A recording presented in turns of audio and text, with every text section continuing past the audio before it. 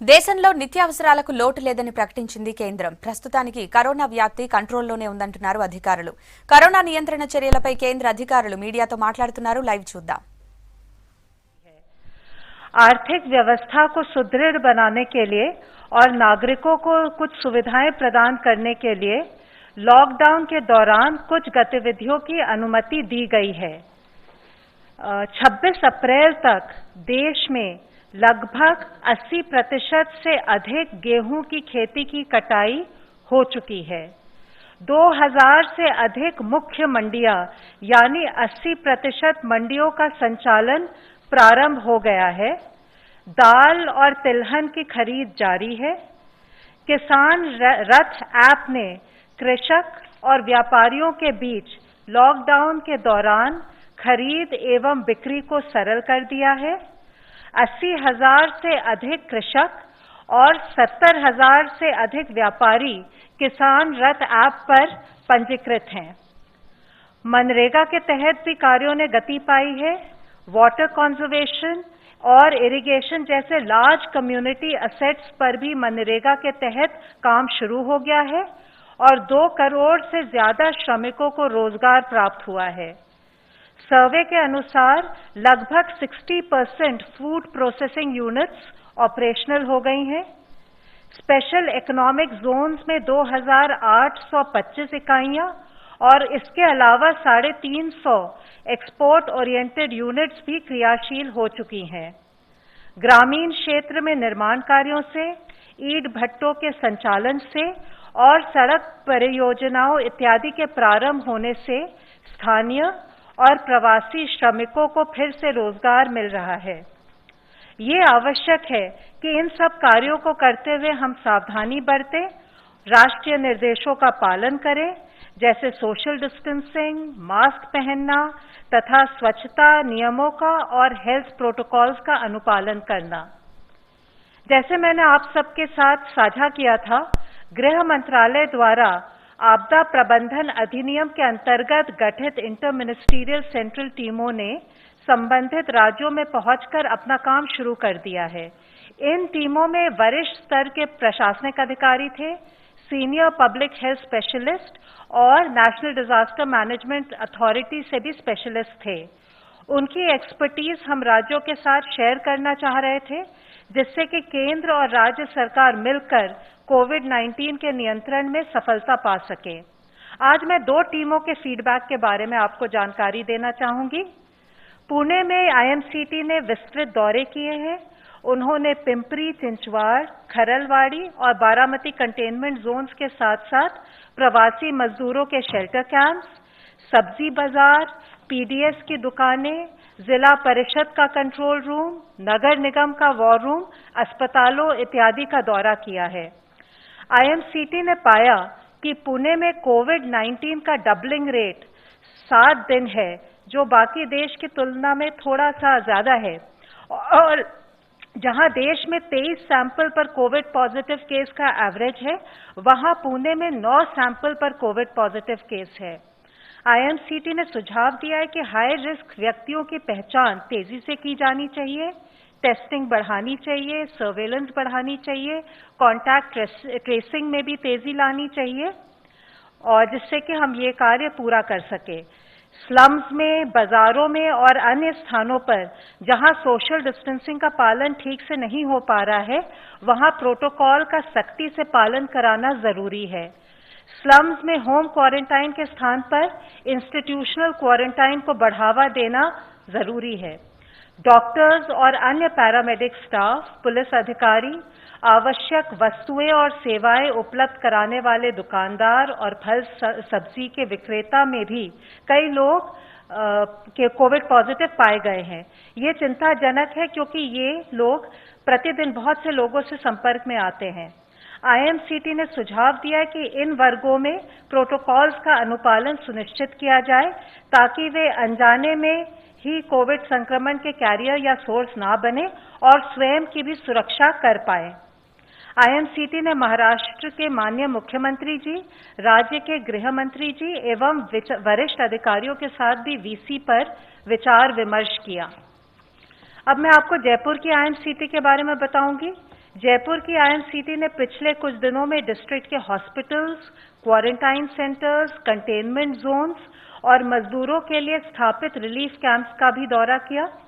उन्होंने मुख्य सचिव एवं वरिष्ठ अधिकारियों के साथ बैठक की और अपने अनुभव के आधार पर सुझाव दिया कि वॉल्ड सिटी में शाम को लॉकडाउन के नियमों का उल्लंघन ना हो, इसके लिए सख्त कदम उठाने की आवश्यकता है।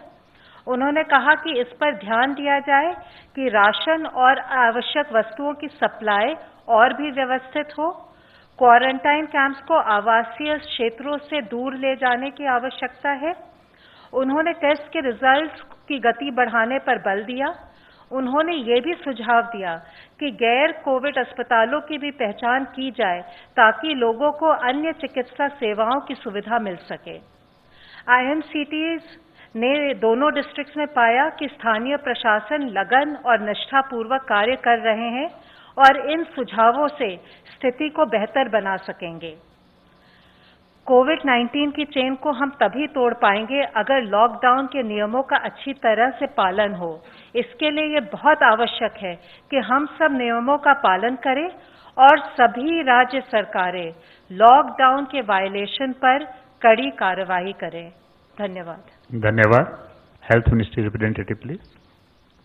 कल से अगर हम देखें तो भारत में 1396 नए पॉजिटिव केस आए हैं, which takes our total confirmed cases to 27,892.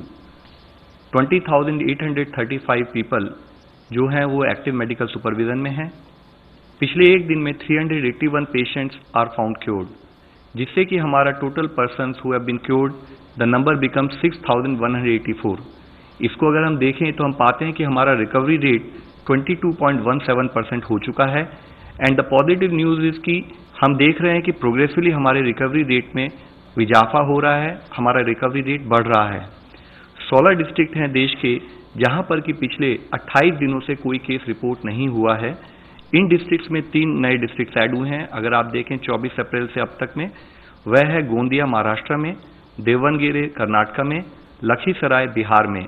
इसी के साथ ही जो डिस्ट्रिक्ट पहले 28 दिन की, जिसमें कि पहले केस आए लेकिन 28 दिन से केसेस नहीं आए थे, इससे पहले रिपोर्ट हुई, उनमें से 2 डिस्ट्रिक्ट में नए फ्रेश केसेस भी आए हैं। वह है पीलीभीत उत्तर प्रदेश में और एसपीएस डिस्ट्रिक्ट पंजाब के अंदर। टोटल ऐसे 85 डिस्ट्रिक्ट हैं 25 स्टेट्स और यूनियन टेरिटरीज में, जहां पर कि पिछले 14 दिनों से कोई केस रिपोर्ट नहीं हुआ है। यह हम लोगों को जानना होगा, फॉलोअप करना पड़ेगा कि हम अपनी विजिल को कॉन्स्टेंटली उसी मोमेंटम से बनाए रखें ताकि इन डिस्ट्रिक्ट की संख्या बढ़े और इन डिस्ट्रिक्ट में कोई नया केस ना आए। आज माननीय प्रधानमंत्री जी ने सभी राज्यों के मुख्यमंत्रियों के साथ वीडियो कॉन्फ्रेंस के जरिए बातचीत भी की। उन्होंने राज्य के मुख्यमंत्री से कहा कि वह सजग रहें, सचेत रहें। रेड जोन और ऑरेंज जोन में पड़ने वाले सभी जिलों में सख्ती रखते हुए chain of transmission of virus इसको ब्रेक किया जाए। ग्रीन जोन में जिला एडमिनिस्ट्रेशन सर्विलेंस पर फोकस रखते हुए अलर्ट रहे ताकि उस जिले में यह संकट प्रवेश न करे। कोरोना ग्रसित होना कोई स्टिग्मा नहीं है। जितनी जल्दी सच्चाई का सामना होगा उतनी जल्दी ही और उतने ही अप्रोप्रिएट तरीके से उसका समाधान होगा। एक मुख्य अंश के रूप में माननीय प्रधानमंत्री जी ने यह भी कहा कि इस समय में अन्य आरोग्य सुविधाएं जैसे कि डायलिसिस, अन्य बीमारियां, उनके ट्रीटमेंट आदि में भी कोई ढिलाई ना होने दें। परंपरागत मेडिकल व्यवस्था सुचारू रूप से चलती रहे। रेड जोन से ऑरेंज जोन, ऑरेंज जोन से ग्रीन जोन में जिले को ट्रांसफॉर्म करना ही हमारा मंत्र होना चाहिए। आज इसी संदर्भ में आप लोगों को मैं एक और मुख्य विषय के बारे में बताना चाहूँगा।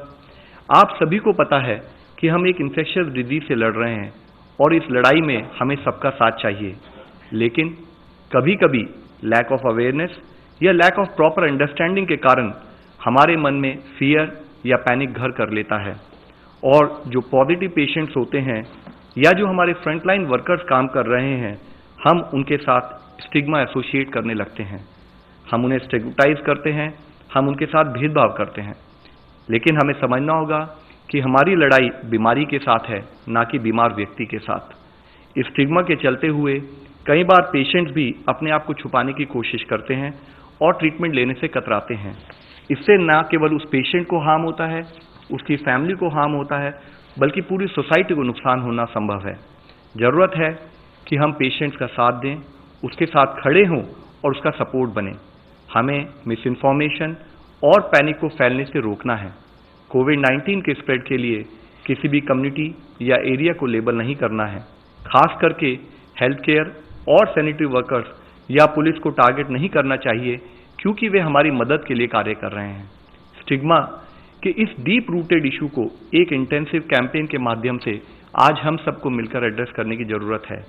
हमें ये समझना होगा कि जो रिकवर्ड पेशेंट हैं वह कोई ट्रांसमिशन नहीं करते, बल्कि वो एक पोटेंशियल सोर्स हो सकते हैं हीलिंग के लिए, कि अगर उनका प्लाज्मा थेरेपी जो एक एक्सपेरिमेंटल प्रोसेस हम कर रहे हैं, अगर वह सक्सेस होता है तो उनकी एंटीबॉडीज से और बीमार लोगों को हम ट्रीटमेंट कर पाएंगे। आज जरूरत है कि हर यूथ ग्रुप, हर एनजीओ, हर सेल्फ हेल्प ग्रुप, हर पंचायत लीडर, ग्रास रूट में काम करने वाला हर मनुष्य वह खड़ा हो, वह आगे आए और कम्युनिटी में बिहेवियरल चेंज के लिए हम सब मिलकर प्रयत्न करें। मैं फिर से दोहराना चाहूँगा कि ये लड़ाई पेशेंट्स की नहीं है, डॉक्टर्स की नहीं है, सरकार की नहीं है, बल्कि पूरे समाज और पूरे देश की लड़ाई है। पूरे समाज को साथ लिए बिना, पूरे समाज का सपोर्ट लिए बिना हम ये लड़ाई कभी नहीं जीत पाएंगे।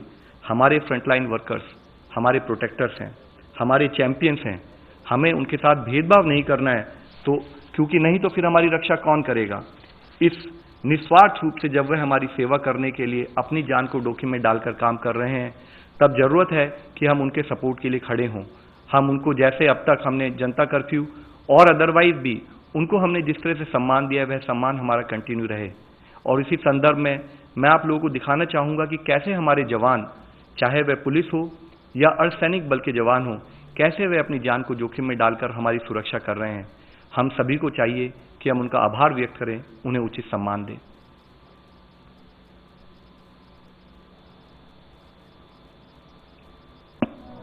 मुश्किल कितनी भी गहरी हो, डरना हमें जचा नहीं। डर के आगे घुटने टेके ऐसे मरना जचा नहीं। आंधी हो या तूफान हो, चलना अपना मकसद है। गहरा हो कितना भी अंधेरा, हमें ठहरना जचा नहीं। देश पर जब भी संकट के बादल घिरते हैं, देश के जवान एक सुरक्षा ढाल बनकर हर आपदा के सामने खड़े हो जाते हैं। ये शूरवीर कोविड-19 के खिलाफ जंग में भी अपनी जान की बाजी लगाकर भी